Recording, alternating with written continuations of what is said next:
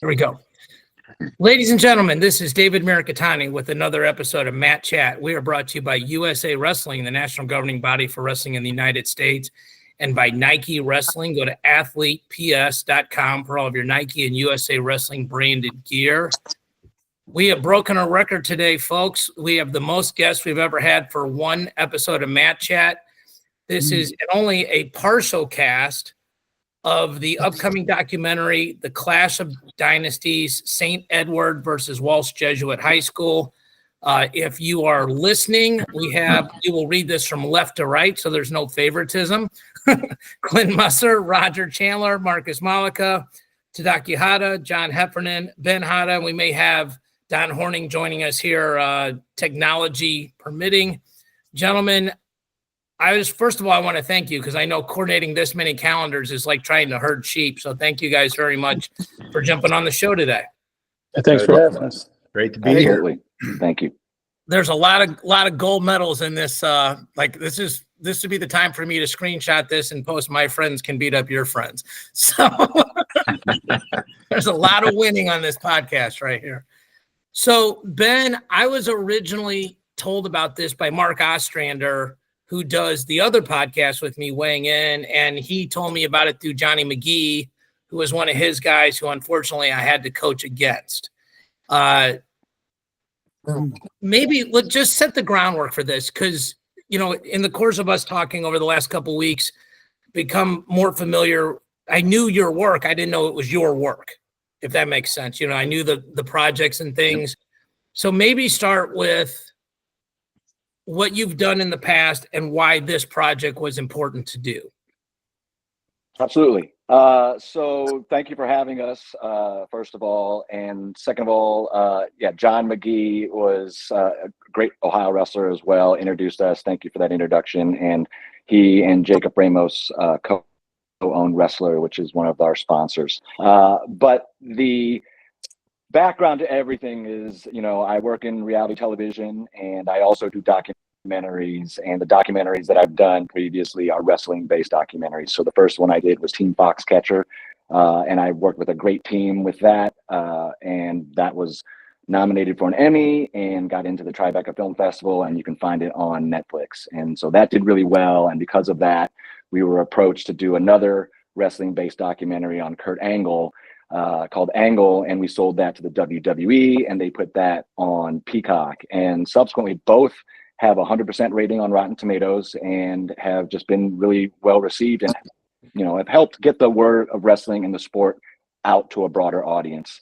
And that's really sort of my main purpose in telling wrestling stories and the way that we tell these stories. So I wanted to do another one, and during the pandemic, there was a podcast that had popped up that was focusing on this rivalry that took place in the 90s between these two powerhouse high schools in Ohio, St. Edward and Walsh Jesuit, and how they just dominated the high school landscape. They won national title after national title, state title after state title, and produced multiple NCAA All-Americans, multiple NCAA champions, Olympians, world team members, UFC fighters, pro wrestlers, just a bevy of talent. And it wasn't just the wrestling that, hey Don, it wasn't just the wrestling that was the story was about. I found that the other side of the coin was a story about loss. There's this David versus Goliath story, which is your overall arcing loss. But what these teenagers went through to accomplish some of these feats, they had coaches dying, teammates dying, parents dying, and how they dealt with that loss off the mat and as 14-year-olds, 15-year-olds. So there was another layer to this story than just a wrestling, a sports rivalry that really made it pop. And, as we got along in its development, it just started to make more sense that the story needed to be told. So it really is not just a Northeast Ohio story, not just these two schools story. It's a great wrestling story. It's a great sports documentary, and it's a great story about overcoming loss and how you deal with that through not just a sport, but through life. Yeah, I'm guessing all of us here are sports, well, certainly wrestling fans, but probably other sports fans at some level. And it's usually the behind the thing story that people appeals to. I know Matt Chat, the best thing is when I ask a question and I shut up for 15 minutes and people say things that no one's ever heard before. So, it makes sense that the things that you don't see below the surface gives context to what you do see. So as I ask each of you questions, if you don't mind, just say which side of the rivalry you're on and what year you graduated and that kind of stuff. So Coach Heffernan, I'll start with you because you're the one wearing the St. Edward's shirt or zip, and I believe you're in the wrestling room from the background. I'm actually working. I'm working at the school today. I'm subbing. So okay. So, by the way, Coach, by you being on the pod, this automatically means you have to give more consideration to come into the Hall of Fame duels next year. That's an unofficial part of the contract. So, you got to get the state of Ohio to change the rules. We travel too much. So, I know you guys would change that. That'd be great. So, you're obviously still actively coaching at and you guys are still ranked very high nationally. When you think about what this is going to show, what's a lesson or two that you would say would be an easy one to teach the young men you're coaching today? Well, I was privileged. Ben was here last week and I saw the first 2 episodes. And what really kind of got me going was, one, the crowds that came to these events. The crowds were incredible. And then the intensity of the kids. I always said I hated Walsh as a team, but as a coach, because I had to coach against them, but as a wrestling guy, man, I loved them. They were fun. They went out, they scored points, and that's what matches were entertaining, man. These kids our kids and their kids both wanted to go out and kill each other, and they made for fun matches. And that's what I think the sport might be missing a little bit. Everyone's so cautious now. We'll go back and watch these matches, man. These guys they were going out to score points and pin people and doing it in the right way and entertaining crowds, and that's why we had such big crowds, and it was just a fun event to be a part of. So Marcus, I loved watching you wrestle at Arizona State, and I think what Coach brings up an interesting point. Like you see it in other sports. Like I heard Brady say, like Tom Brady in football, like too many of these guys are friends. You're trying to beat these guys, and social media's obviously connected all of us. I mean, like once Mark told about McGee and McGee told me about Ben, it was like literally click, click, click, and we're talking. Back in the old days, like you had to race to the landline to see who answered the phone first. And there was no texting. Guy's really dating us, huh? I think I'm older than most of you guys. Like I graduated in high school in 1988. So I might be the oldest, besides Coach Hatta, I might be the oldest person on the, Don's saying no. Okay. But I'm in the upper echelon of age of the group. So first of all, which side were you on? When did you graduate? And then maybe tell me like about a particular story or an episode or a situation from your time that was particularly memorable to you. Well, Walsh Jesuit, 1991. And, there were many memorable moments. Obviously, the most memorable, I would say, was winning the title when we were seniors, because as juniors, it was cool because we beat Eds. We took second to St. Joe's, but we still didn't win the title. So we still had work to do. We still had another year to get it done. I was a junior, going to be a senior the next year. We knew guys were coming in like Clint and Jimmy Johnson. So we knew we were going to have a good team because everybody was still there. So that was just, man, it was just such an awesome thing to look forward to because we didn't really kind of see it as it was happening through high school. We just, we loved going out there. We used to, I remember myself and Eric Sabo and Danny Lee Master, we used to sit at home and watch Wade Chalice videos, and he had this thing called Legal Pain. So we used to sit and watch these crazy moves, and because Wade Chalice, if you don't know, he would pick bottom so that he could reverse guys, get on top, and just crush them.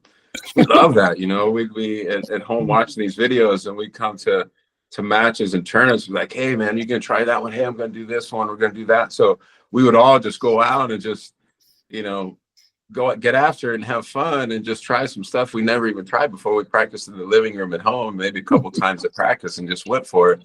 And that's what made it fun. We used to do that kind of stuff all the time. So to put that together of having the fun and still, pursuing the state championship, and these younger guys with Clint and Jimmy coming in, man, we just felt so good. And we just weren't afraid to go out and try stuff, and make stuff happen. And that was what was awesome about having everybody together that we just wrestled for so many years and wrestled with for so many years. So I think that mindset is ahead of its time, because that's what they're preaching to kids now, right? Like, don't worry about the result, worry about the effort. Win or lose, the people in your life that are still going to love you are still going to love you. The people that were hating are still going to hate. And, winning and losing doesn't define you as a person. How you carry yourself does. And the fact that you guys collectively, with the VHS player and tape, and I think it was VHS back then, I'm pretty sure. You can correct me if I'm wrong, but maybe Blu-ray, I don't know, but certainly not what it is now. But yeah, and just letting it rip, and that's awesome. Like, Roger. One of the coolest things I saw about the real quick about the when I watched the first and second episode was when Marcus wrestled Rick Hepp, and being a historian of the sport is the accolades between Marcus being a 2-time NCAA champ and Rick Hepp being a 3-time All-American, and they're wrestling in a dual meet in a high school gym. It's pretty incredible. And in the footage they show most of that match. It's a pretty cool thing. Yep. Yes, yeah. As the kids say, that aged well. Like some things don't age. Like that match aged real well when you go back and look at the credentials. Yeah. So Roger, first of all, good luck this season. Head coach, Michigan State University, and you're wearing the Eds shirt. So what year did you graduate? Yeah, no, I graduated 1992, right at the beginning of all this. I think we're a year or two into this rivalry, and one of the biggest memories I have is obviously, we went through the death of Howard Ferguson at that time. And it was right at the start of my sophomore year, because I wasn't a starter my freshman year. I was behind a couple-time state champ, Mike Castellano. And so I really didn't get the call onto the varsity team until my sophomore year. And then obviously our program was hit with tragedy with the loss of Coach Ferguson. And then that's where Coach Urbis and Coach Heffernan there, they were big influences on the program and kind of getting it to continue forward. And actually, I'll never forget this either. Tadaaki Hatta, Coach Hatta there. I met him the summer going into my freshman year at Howard Ferguson's house. And one of the biggest, I remember it was a challenge for me. Howard Ferguson told me, he goes, if you can take this guy down, he goes, I'll buy you a banana split. And that was a big thing at the time, right? And so we were in Ferg's basement, and he's got all these different things on the walls and so forth. But not many guys were there in the summer. It was just a handful of guys, and he brought Tadaaki Hatta into our program, and he just had that vision to make the program great and surround our program with the best people. So I just want to know, when you go to Ironman, do they charge you double or triple since you're an alumni? They just say, "Give me your credit card," and I hold my breath. They might ban you at the door and screw up recruiting. So, how far apart geographically are Eds and Walsh? It's about 35 minutes. Okay, so this is something where you guys may ended up like being around each other socially and stuff like that, and the kids from schools actually knew each other. So Clint, first of all, welcome. Affiliation and year, please, and then I got a question for you. Yeah, Clint Musser, Walsh Jesuit, 1994. Great to be here. Thanks for putting this on. Yeah, and you were instrumental in coordinating all the emails, so thank you very much. So many of you guys had great college careers, and I was looking at the list, and you kind of forget. I mean, I consider myself a historian. It's one of the reasons why I got into doing podcasts and stuff like that. How much, or what specifically do you think your time in high school, because there's a lot of kids in high school that are superstars that don't make it. Roger's trying to separate those guys and figure out and ask the right questions and figure it out. What part of where you went to school I mean, I'm guessing blue collar environment and things like that, but what part of where you went to school and then the rivalry you think helped make so many of these guys be successful? Yeah, that's a great question. Well, it started with, getting my wrestling career started at North Akron Wrestling Club. And the way, the culture got driven there before, we even knew what we were doing, really. I stepped into that wrestling room and I got thrown in the mix with kids who would go on to be multiple time state champions, NCAA All-Americans. And, we're just a bunch of kids in this small little room in Akron, Ohio, on North Hill. I'll never forget my first day of practice. Actually, my dad I wasn't going to wrestle. I was going to play soccer. And my dad wanted me to wrestle. And he asked me if I'd go and watch this practice, right? And I said, okay, I'll agree to that. And there's Chad Owens, there's Marcus Malika, there's Danny Lee Master, there's Jimmy Johnson, Jerry Ford. And I got my dad on one side, my uncle on the other side, both working on me. They're like, this kid, he's supposed to be like the best this and that kid this and that and the other thing. And at the end of the practice, they're like, you think you can take those guys? And I'm like, yeah, I can take those guys. Like, you want to come back and try? I'm like, all right, I'll come back and try. And so we came back for the next practice. And I got thrown around like a piece of laundry in the dryer and washer for 2 hours straight in a way that, I couldn't open the door to get out of the car when we got home. That's how exhausted and beat up I was. But whatever crazy thing happened on my mind, I was like, how did those kids do that to me? I got to know how those kids did that to me. And so that's how we started. Like, we were just in the mix with tough kids, tough people from the rip. The way Bill wanted to go wrestle the best competition he could every single weekend. So we were going to Pennsylvania every weekend, West Virginia. We were all over the place seeking that best competition, and nothing changed when we got into high school, right? Like, from the start, Bill always wanted to have us competing against the best. And that's why we were chasing St. Ed's. Ed's was annoyed back then. John, I know you were annoyed by this. Like, we showed up to every single tournament that St. Ed's was at just so we could be wrestling them all the time and just closing that gap on them.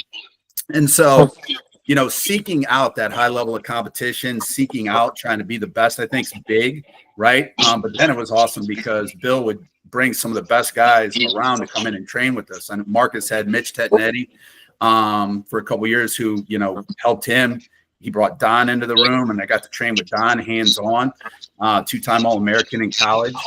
So when I got to college, I was definitely more prepared. But to answer your question directly, I wish I could say that there was a, pat answer to that. I think mostly it's internally from the kid. The kid's got to remain hungry. But we certainly were prepared with, wrestling a tough schedule all year round and having tough training partners all the time with us.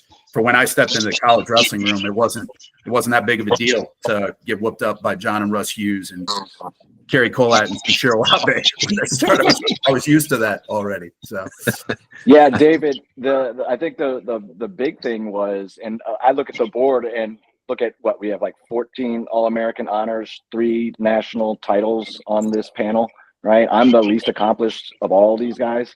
But what it did for me was the experience in front of a huge crowd, right? And being able to focus and accomplish what you needed to do. Because when I went to college at Penn in the late 90s, those crowds weren't big at all, right? And then we had a match at Navy one year, and my freshman year, and all the midshipmen attended. So now there's 2,000 midshipmen surrounding the mat, and I was the first one to go out and wrestle.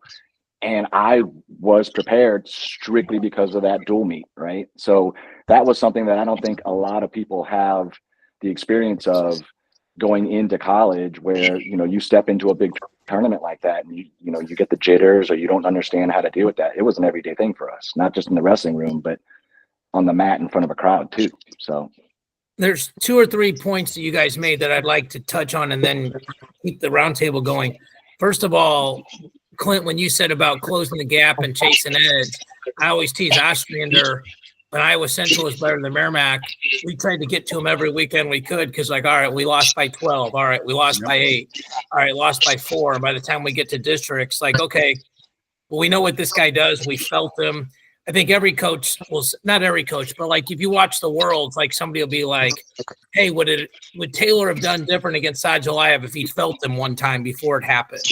You know, so I think that's one thing. I think, Clint, it's funny because I do jiu-jitsu and they talk about that being like folding laundry with the person still inside of the shirt. And your analogy is really funny and hits home with me. But I think one of the things that everybody in the wrestling world, I think, respects about people that wrestle, and sometimes you respect the bad wrestlers more, is that we all take our beatings at the beginning. And if you don't get good, you just take beatings the whole time. And I think we all respect people that wrestled, frankly, more than people that didn't wrestle. They'll try to act like they're tough guys. You're like, you don't really know tough. Like, go in the wrestling room for a week and not get a takedown. Hey, you can leave practice when you get up, and then they just turn the lights off on you because you can't get out. You know, so I think that's something. And then, Ben, you mentioned the crowd, and I think that's what coaches are doing. Like, I teach Coach Heffernan, but like he goes out to Doc B. They only allowed to leave non-contiguous once. I had to learn all these rules in the last 3 years. And they're going there to wrestle the best teams and the best competition, a different competition. But it's also crowd. And like, you know, Fargo may be the biggest meet or Super 32 or Ironman, but the crowds are different at all those. The crowd at Fargo is not a factor. I mean, it's like 7 people's moms and dads, and then, you know, with like your guys' duel, like I got to do the play-by-play for Sem Blair.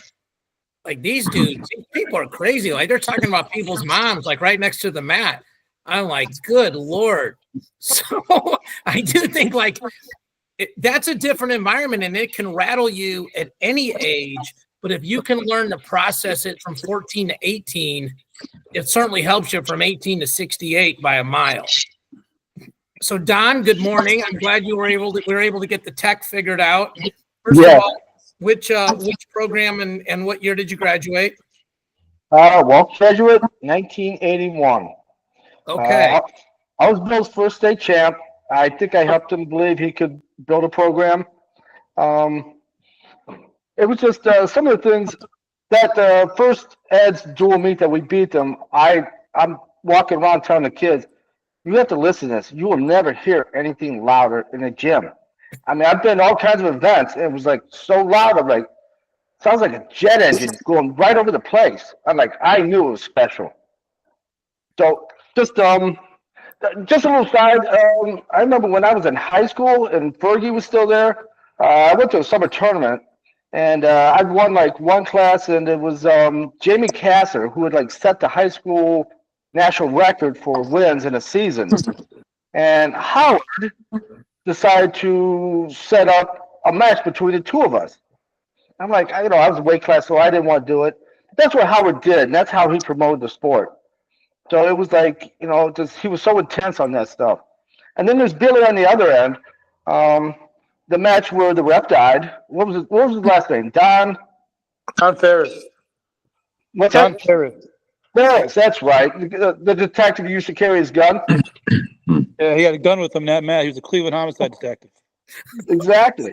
So it was just kind of crazy when he just stood up and just fell down, and everybody's trying to look at him. We had doctors there and everything, and it was like he's still like strategizing. Okay, Don, you got your license, right? Yeah. I said, okay, put your uniform on. Let's finish this match. I'm like, oh, this is gonna continue. I mean, that's how intense he was. It was like always strategizing. It was like just watching him think sometimes, with the tongue action. They go in and out, in and out. It was like he was always figuring this stuff. He was a genius, though. He figured this stuff out. And I was fortunate to come into the Walsh program just as it was skyrocketing out. And I met a lot of great kids. They were intense. Make no mistake about it. And it was just like so great to do that. Jimmy, Clint, just all these guys. I mean, I could go on and on, name all these guys. We had success for 5 straight years against Eds, and yeah, I'm proud of that. I think everybody here should be proud, but I think, you being sort of the trailblazer, like, it's somebody has to go first. And well, it was just, it was just great because I'd taken a year off of coaching. That year I was with Stolen the year before. We won the state championship. But I decided I went to the state tournament anyways and ran into Billy at a restaurant and like, well, what do you think about me coming in? He's like, yeah, Don, you want to come in, come in.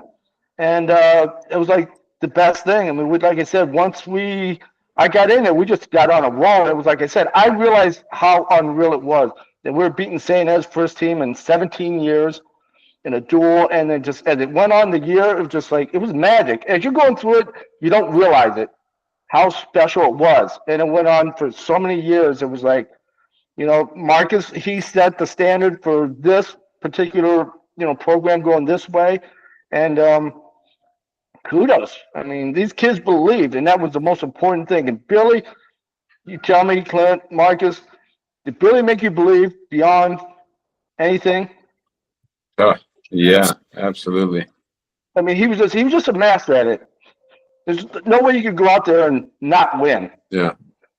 Yeah, he was always that little voice in your head, that was just like, you could conquer anything, man. It was, like Clint was talking about when he first started. When I started for a couple of years, man, I got my butt whooped. Like I didn't even want to keep wrestling. I don't know how Bill talked me into it, other than taking me to Swenson's was my favorite burger place. But man, he just had something in the way that he spoke to you that just, you feel like you could conquer the world.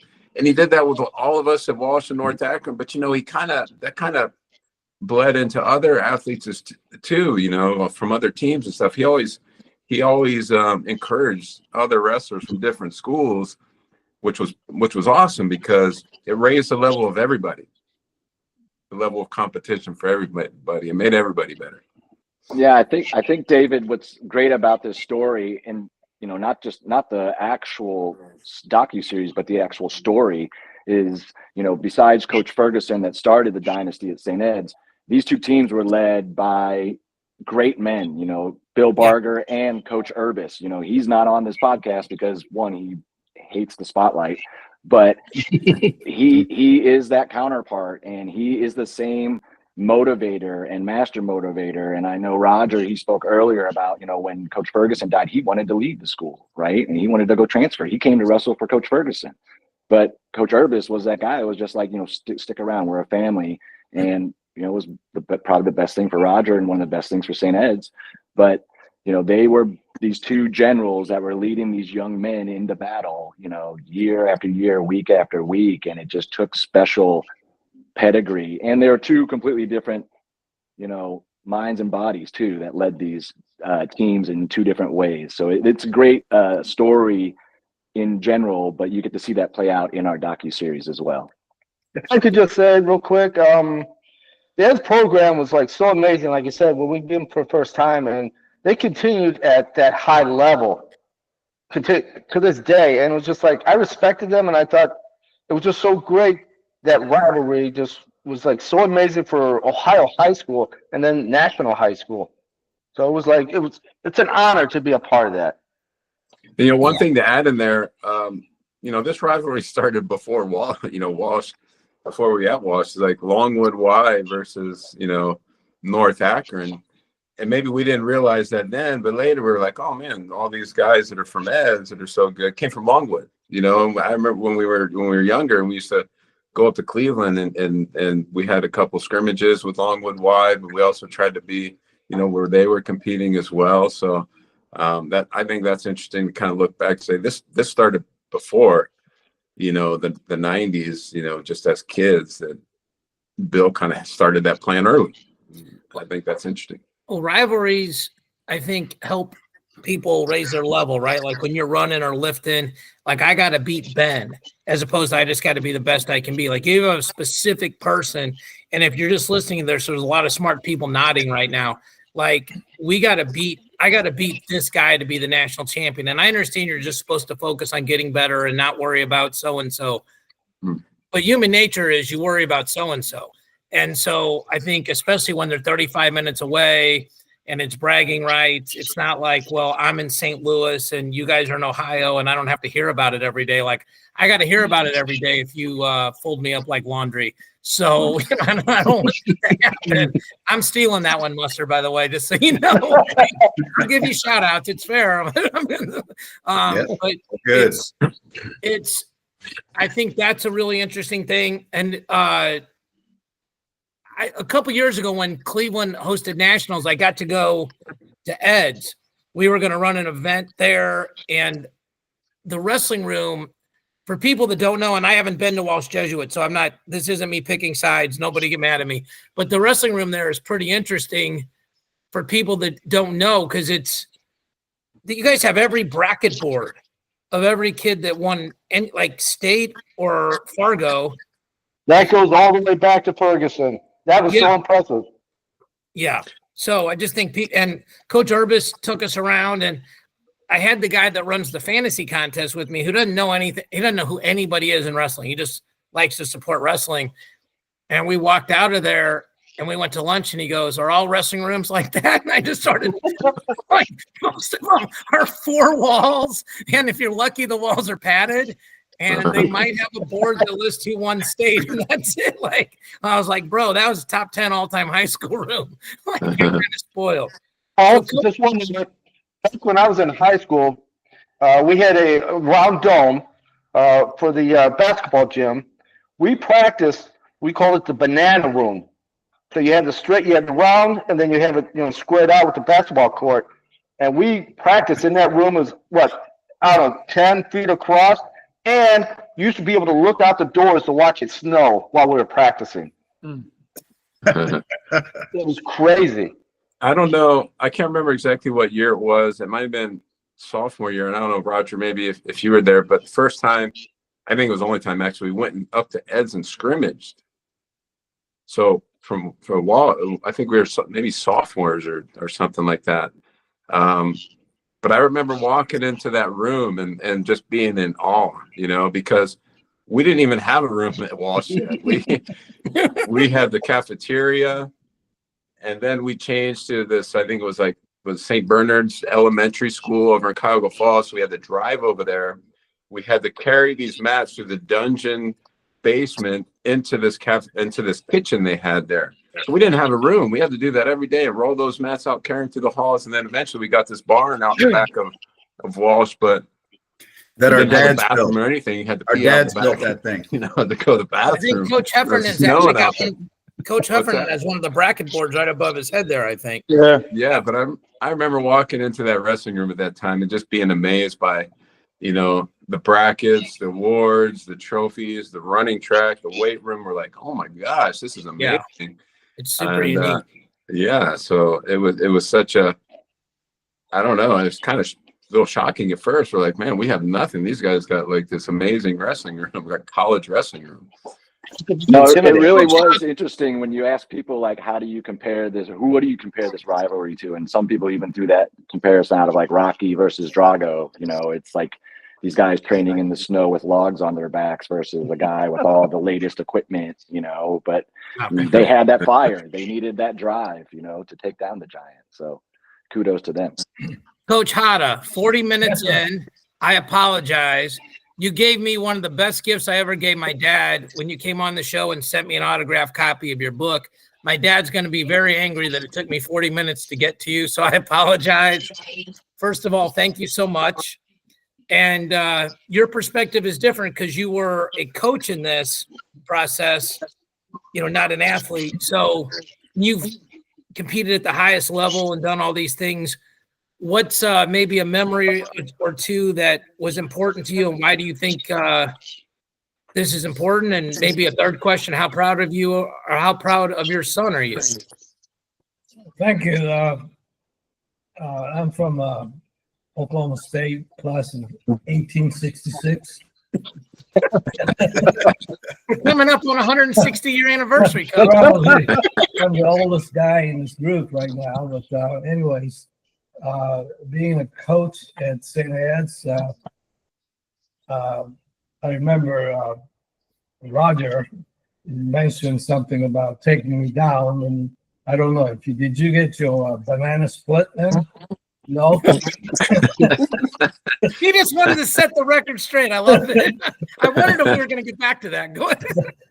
But anyways, the same thing happened with Rick Hepp. And Ferguson told me, teach him how to sprawl. But I guess I didn't do a good job because Marcus took him down every time he shot at the ref.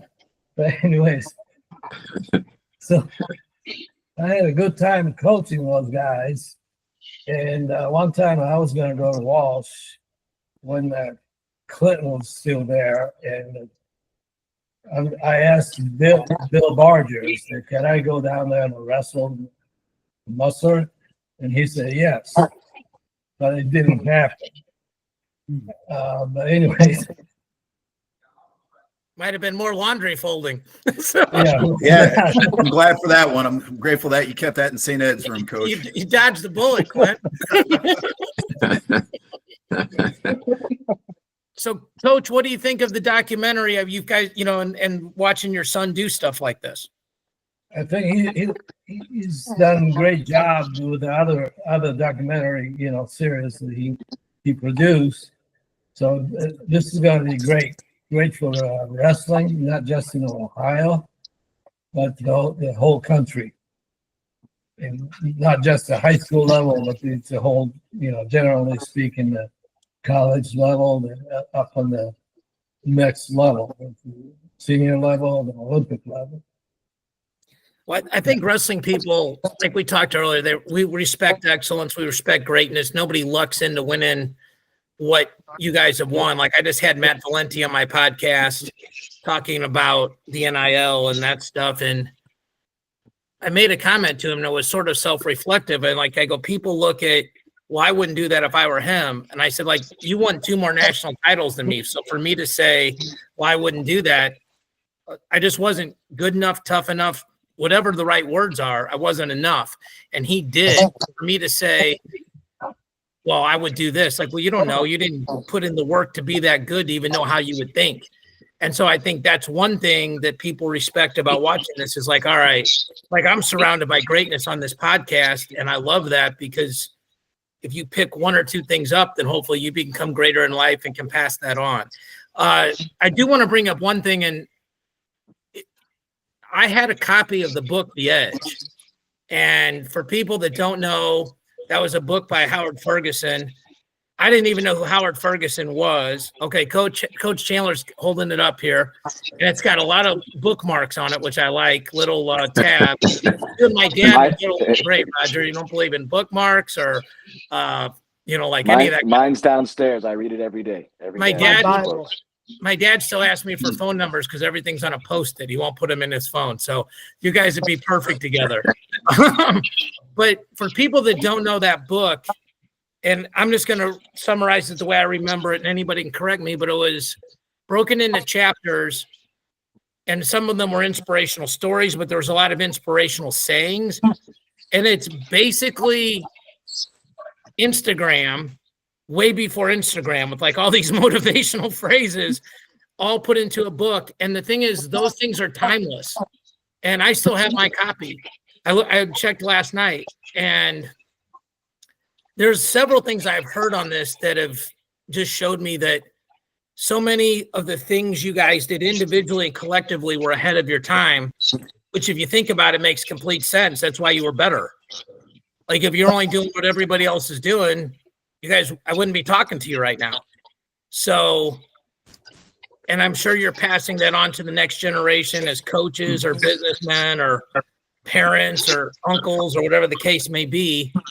But yeah, we still we call it Edge Thursday. So I bring the Edge to practice and I read a couple quotes to the kids, and we'll talk about how it pertains to what type of year, what type of things going on. The funny thing is these kids don't know who these athletes are, so I got to tell them who Bob Gibson is or somebody like that, and explain it. It'd be really interesting to do a update of the Edge, and there's a lot of, we've talked about it a little bit, but there's a lot of legal stuff that's it's way beyond me. So, but it's like Roger and Ben and everybody else who's had the book. It's a great tool. It's still up to like I said, we still use it with our kids every week here. We call it.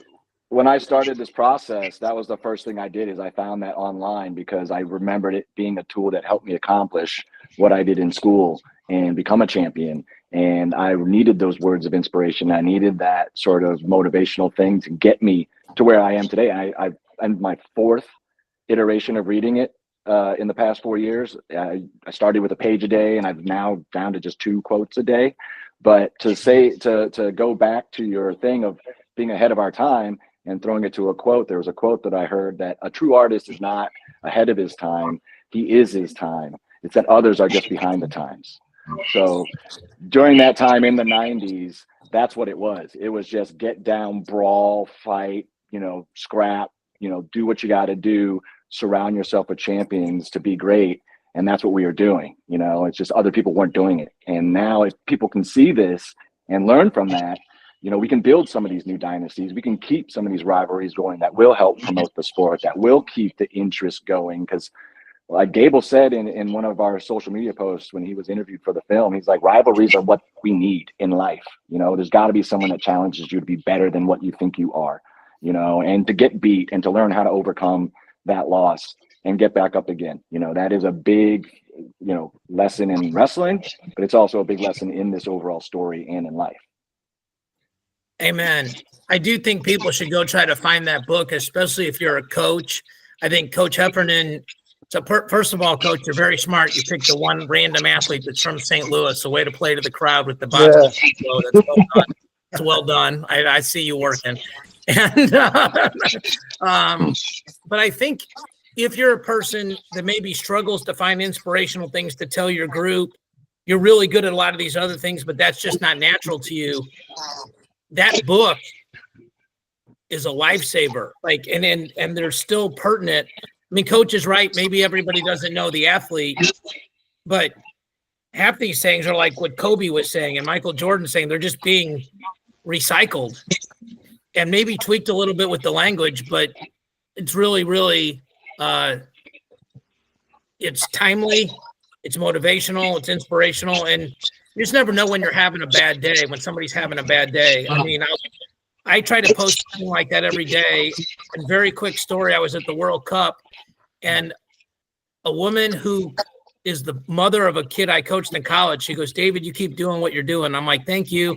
She goes, no, you keep posting that stuff. And I said, what do you mean? And she goes, I had a young man that I mentored that was going to commit suicide.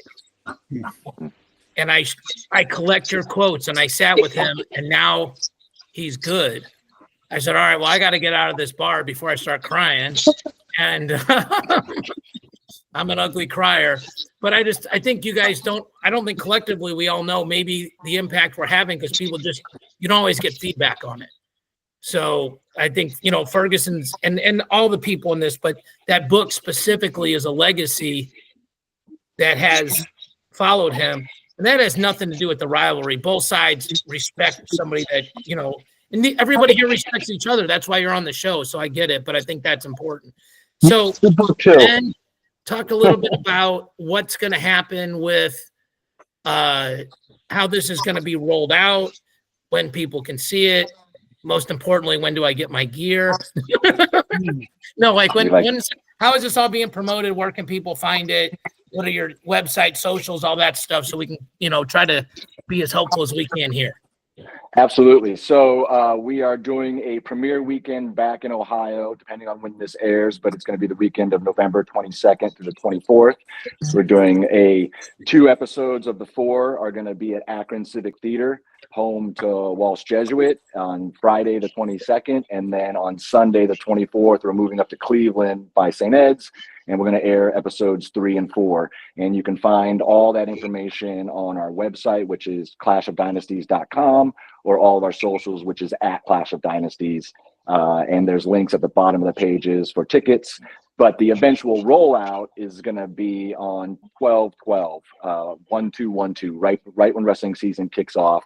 And we're going to ride it through the wrestling season, use our audience. And what's great about this series too is it really is a story invested and financed by wrestlers, told by wrestlers, about wrestlers, but opens itself up to a much broader audience. But we really want to focus on our wrestling fans, the community, to get behind these great stories that, can help move the sport forward, can help reach a broader audience, tell someone that might be interested in a sports doc, and they're gonna, they don't need to know a gladiator to be a fan of a gladiator story, right? No one grew up in that time, But what's also goes back to what you asked in the beginning of fun stories about Ferguson, about Bill Barger, and sort of the cyclical thing is that Bill created his dynasty with the help of Howard Ferguson. He picked Howard Ferguson's brain like no other. Howard Ferguson gave him St. Ed's blueprint that had all of the takedowns and weight cutting and, all the information, and said, here you go, here's everything, come and beat us.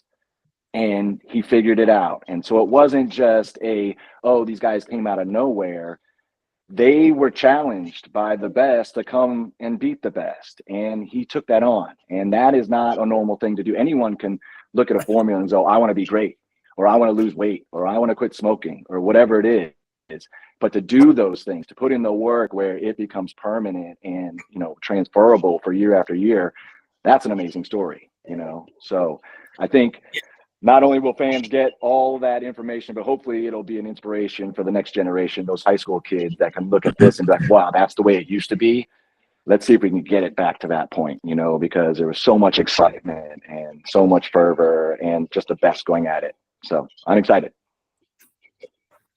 I'm glad to hear you mention that, Ben, because I did not know that, at least to that detail of Bill getting the playbook from Howard and just, and that level of competition where he was like, hey, here it is. Here's everything you need. Come and get me. Like, I didn't know that, and Bill actually following it to the T, and actually it coming to fruition. I think that's so cool and competitive, just kind of behind the scenes that we didn't even really know what's going on.